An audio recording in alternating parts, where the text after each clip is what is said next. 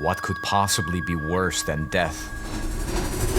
It's the kind of question that lies at the heart of cosmic horror, an idea that creeps into our darkest stories, not with violence, but with a quiet inevitability. You can see it in forests that whisper, in infections that glow, in rituals that bind. Death is no longer the source of horror. Instead, it's about how madness takes hold of the human soul. Because the most terrifying form of cosmic horror isn't the moment a big monster appears, it's when we join their call. In the darkest corners of fiction, the game Blasphemous manifests what could be the most disturbing eldritch force ever conceived. In this land steeped in religious imagery, an all-consuming despair festers, the result of an otherworldly presence known simply as the miracle. Death here is rarely an escape, with inhabitants trapped in cycles of torment, their suffering perpetuated even after death. This malevolent power unleashes gruesome curses that inflict both grotesque physical deformations and relentless psychological anguish. More than almost any other divine presence, there's a suffocating intimacy to the miracle. Its influence isn't distant or abstract. Instead, it inflicts its curses on a deeply personal level. Every twisted curse and grotesque transformation feels deliberate to turn each victim into a monument to its incomprehensible will. There's just one problem. Because from the outside it looks like the population is enduring repulsive plagues that have been unleashed upon them by some cruel cosmic hand. But they don't see it that way. They fully surrender to it, worship it even. To them, this isn't cosmic horror, it's cosmic bliss.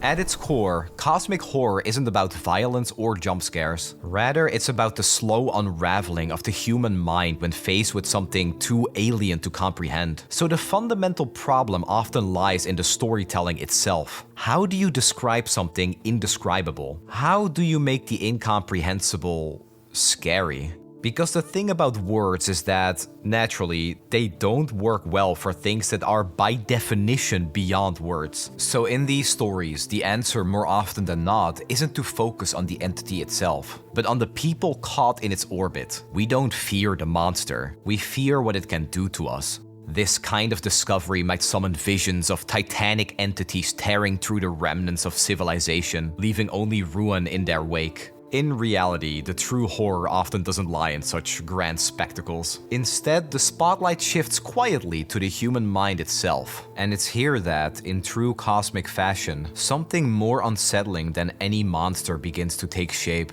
The fragile tipping point where a mind reaches out for answers and slowly unravels when it finds them. Which leaves us with one question. What happens when those answers change fear into something closer to acceptance? Because few things are more unsettling than a person who watches as the end of the world approaches and just kind of smiles at it.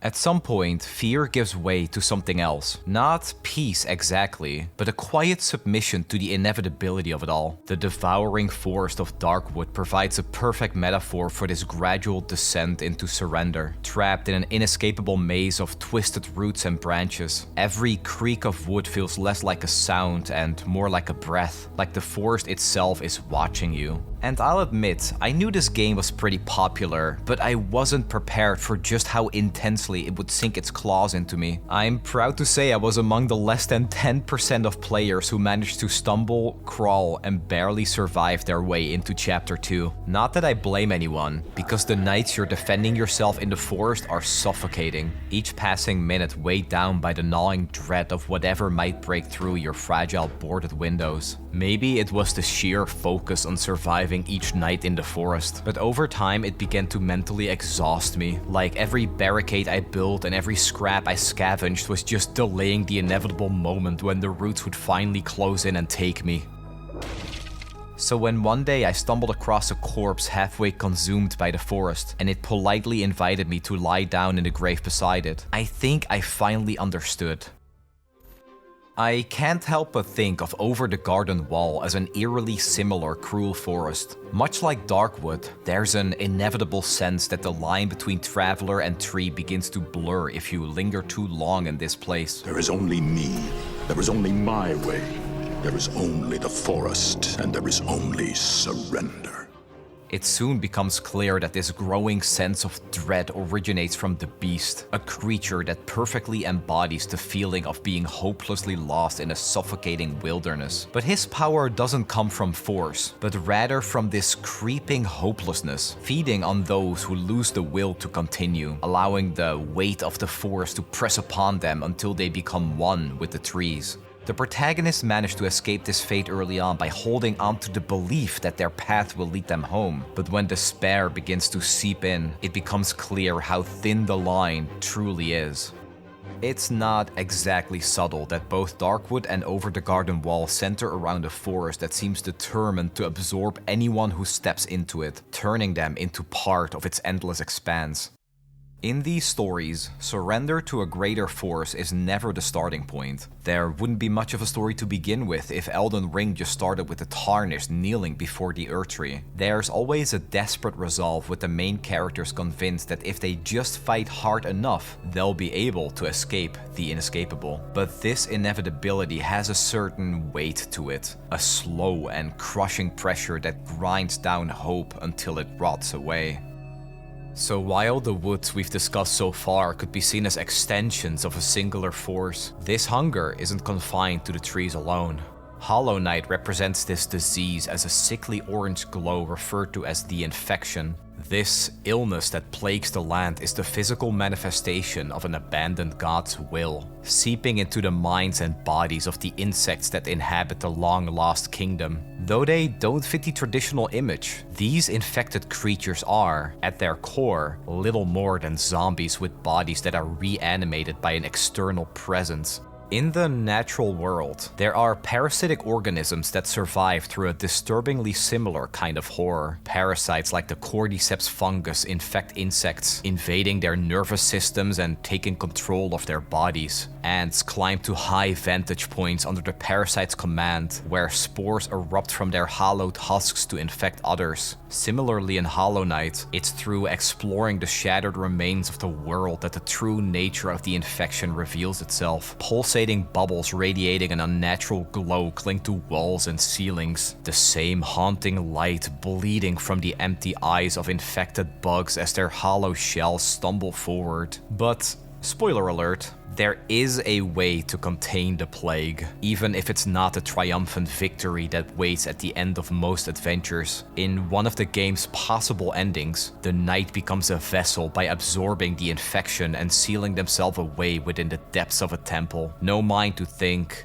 no will to break, no voice to cry suffering. A single soul locked in an ageless dream so that the world above may carry on. The idea of being trapped within a meticulously constructed dream is a theme that echoes across countless stories in different media. A world designed to offer the perfect happiness, tailored to a character's deepest desires. But this bliss doesn't come without a cost. Bit by bit, any awareness of the real world is carefully stripped away, until the slightest thought of escape feels completely undesirable. And it's difficult to fault anyone, because who would willingly abandon the perfect dreamscape? They come here every day to sleep. No, they come to be woken up. The dream has become the reality.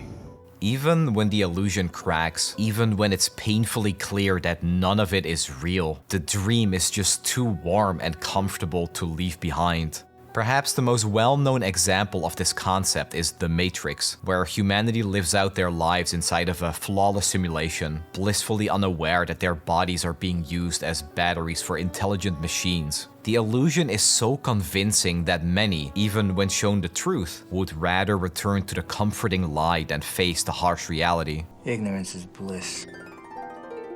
That anyone would choose a tropical paradise over a beast waiting at the end of a forest is perhaps unsurprising. Surely it's better to live in a perfect dream than to face a cruel reality, right? So when you step into the worlds of Over the Garden Wall or Hollow Knight, the choice of waking up begins to feel far less ambiguous. A similar scenario plays out in The Legend of Zelda: Link's Awakening. Link washes ashore on Koholint Island, a tropical paradise filled with whimsical inhabitants. The serene landscape paints a picture of a world that almost feels like an illusion. And, spoiler alert for a 30-year-old game, the island is an illusion. It exists only in the dream of a large flying whale. So if Link wakes up, the island and everyone on it will be gone forever.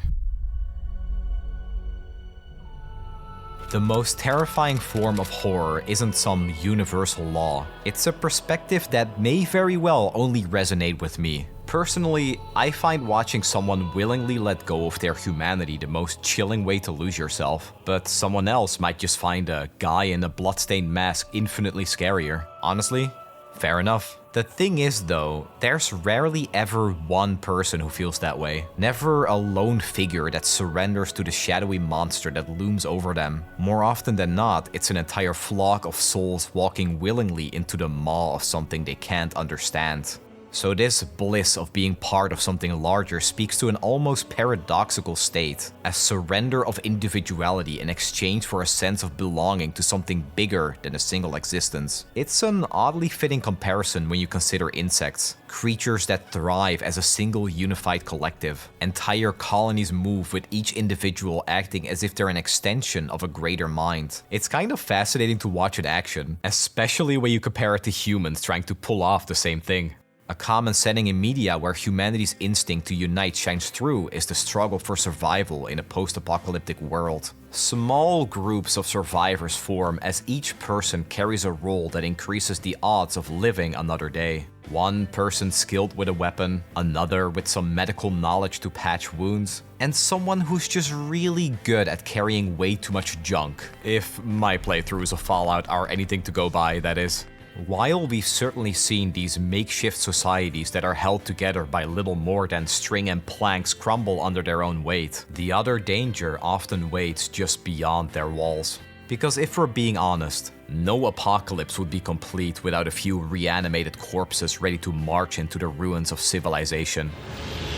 In the frozen expanse of Northrend, the Lich King sits atop his frozen throne, a jagged crown of ice and steel, seemingly crafted to drain hope from anyone who dares approach. It's cold, it's quiet, and to one-up every other zombie setting, there's a giant skeletal dragon. We don't count that one. At first glance, the Lich King embodies pure domination, using his will to command an insidious undead army that spreads death and corruption throughout the continent. But look a little closer, and it's clear that each reanimated corpse isn't just following the Lich King, they're part of him, with their purpose reduced to servitude. But as the relentless frost stretches its grip across the world, it's hard to ignore the possibility that even a single ghoul might still carry a small piece of humanity within its rotting mind. In fiction, zombies have long been imagined as the ultimate expression of dehumanization. Stripped of identity, autonomy, and even the ability to rest, they are in most ways relentless symbols of the loss of self. Northrend shows that this loss isn't just a byproduct of infection or decay. Each undead is shackled not only by their rotting flesh, but by an iron will that leaves no room for rebellion. Whatever faint memories of their past humanity remain are smothered beneath the dominance of the Lich King. On the other hand, without a guiding force, the undead might risk becoming an even greater menace. There must always be a Lich King. So perhaps surrendering to a greater will isn't always the worst fate, especially when the alternative is aimless wandering for eternity. When every path feels like a cruel joke played by an indifferent universe, the promise of purpose, no matter how twisted, can start to look an awful lot like salvation. Even Elden Ring seems to understand this. The lands between stand in complete ruin as a world steeped in the remnants of a fractured order, its scattered power lingering like embers across a dying landscape, while the once revered gods have grown cruel. But the true weight of this world isn't in decay, it's in the stillness, the quiet acceptance of a kingdom that seems to have already made peace with its own demise. So it's not because the world deserves saving or because the gods deserve loyalty, but because in a world where every step feels meaningless, even the illusion of purpose is enough to keep moving. The idea that a meaningless existence might be far worse than a decisive death isn't exactly a modern revelation. In Franz Kafka's The Metamorphosis from 1915, a salesman wakes up one morning and finds that he has inexplicably transformed into a huge insect. He doesn't die immediately. Instead, he slowly decays in isolation after losing his humanity and purpose. The room he's confined to steadily growing smaller as he endures ever-increasing neglect from those he holds dear. You can see this theme reflected in Cult of the Lamb, where a cute but doomed creature is sacrificed by a dominant religion to stop the rise of an ancient god, and is instead resurrected by that very deity, only to become its loyal servant. But beneath the whimsical charm lies something much more unnerving, a dark tale of faith shrouded in adorable woodland creatures, venerating a sole leader who is but a puppet for a primordial being. In exchange for their resurrection, the ancient god commands the little lamb to build a cult and, well, gradually offer up its followers in increasingly horrifying rituals. But what makes it truly frightening is the followers themselves. They're not afraid when their life is about to end in a gruesome way. Instead, they're ecstatic, overjoyed as a tentacle reaches out to drag them into whatever waits beyond. To these followers, the lamb is a divine vessel, and their god's will is absolute. What does cosmic bliss truly look like when it manifests? I once read about the Heaven's Gate cult, a story so disturbing that it has lingered in my mind ever since. In 1997, sheriff's deputies entered a quiet mansion and uncovered a grim scene where the members of a New Age religious group had orchestrated a ritual suicide, convinced they were leaving their earthly vessels behind to ascend to heaven. The horrifying truth was, they were tricked into joining a death cult, and they were eager to die. In their final message they wrote, "Our 22 years of classroom here on planet Earth is finally coming to a conclusion. Graduation from the human evolutionary level. We are happily prepared to leave this world." As I watched the footage of the decomposing bodies of 39 people being dragged out of that mansion, I felt a kind of dread I'd never experienced before.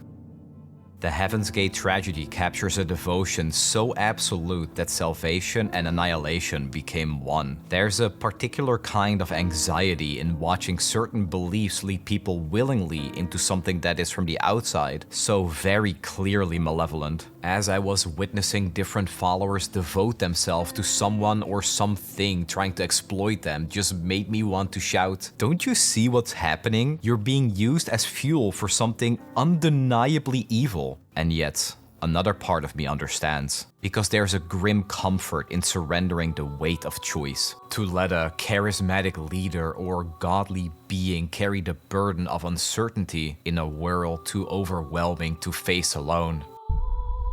Because it is my guilt, I claim you grievous miracle. So, in a way, can we truly fault the inhabitants of Blasphemous for worshipping the miracle in a world overrun by looming nightmares? The futility of salvation feels like an unspoken truth carved into the landscape itself. What else is there to do but to pray that the suffering might somehow appease an unjust God that continues to rule their existence? Instead of seeing the pain as a curse, it becomes a path to redemption, a sacred trial where enduring agony is the holiest act of worship, but in the end, something worse than death comes for them all. This theme of a world crumbling under the weight of a greater being's inevitable corruption is almost unavoidable in videos on this channel. There are just a lot of places where every crack in the earth feels like a deliberate mark left by one of many indifferent gods. But for those that are drawn into this inevitable collapse, the why isn't always the same. From the north slope of Amigara Mountain comes the setting of one of Junji Ito's most well-known stories, The Enigma of Amigara Fault. After an earthquake, foreboding human-shaped holes appear on a mountainside. People in the crowd begin to notice that the shapes match their body shape perfectly, as if each hollow space was waiting, specifically, for them. So one by one, they step forward without questions or hesitation to slide into their holes and disappear, swallowed by the endless dark. It's not rational and it's definitely not logical, but the call is irresistible. Months later, a research team uncovers the other side of the mountain, but the human shapes are no longer recognizable. The mysterious call promised a perfect fit, but at the end of the mountain, it delivered something else entirely. The reason there's a pool to lie down in that grave beside the corpse in Darkwood is slowly starting to make sense. In a way, the call feels irresistible, much like the perfect hole carved into the mountainside that seems as though it was made just for you. And at the end of the game, you stand face to face with the being at the heart of the forest and are presented with two choices. You can pick up the flamethrower that is conveniently left within reach and create this hellscape, or you could try to finally understand. Because if the line between surrendering and accepting is truly that insignificant, there seem to be no reasons left not to lean into it willingly. In one of the more haunting episodes of the Magnus Archives, there is a scene of a massive, shambling giant made entirely of people. For those entangled within the grotesque being, it is a painful and suffocating existence. When one man is accidentally pushed out of the creature, he initially feels a rush of relief, but it doesn't take long for that relief to give way to loneliness and an unbearable cold. So eventually, when the giant takes him back, the man rejoices. There is a wasp's nest in my attic. Perhaps it can soothe my itching soul. This moment captures something fundamental about the fear of losing oneself. It's one of our most primal anxieties, the very core of our dread around death. Because if life is defined by individuality, agency, and attachment, what becomes of us when those dissolve? American writer Mark Twain once offered what could be the only rational response I've ever heard for it. I did not exist for billions of years, and it did not inconvenience me one bit. But the unease around this idea is still hard to shake. The things we attach ourselves to, our relationships, beliefs, and aspirations, are what give us structure. If those attachments are stripped away, we're left staring into endless uncertainty.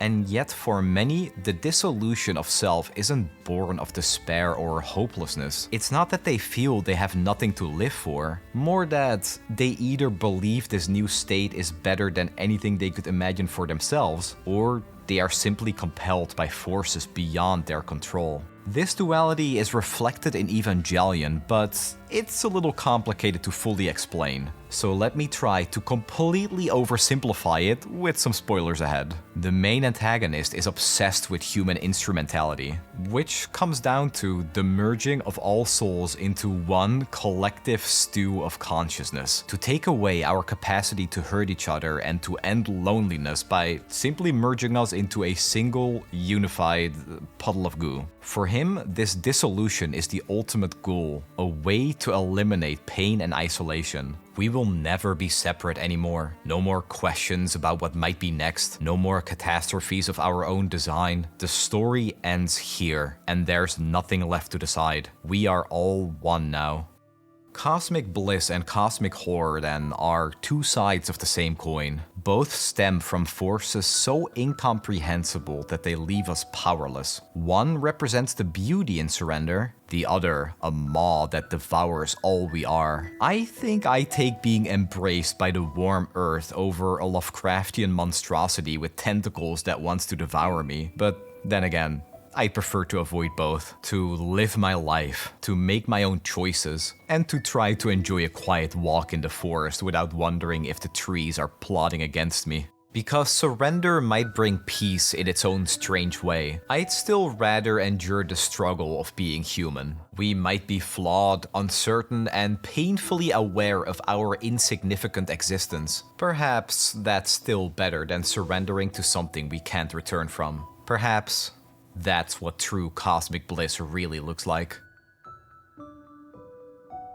As always, thank you for being part of this journey. To make sure you don't miss the next cosmic horror video, make sure to like, subscribe, and hit the bell icon to stay up to date, because I have a lot of cool videos planned for 2025. I'll see you in the next video.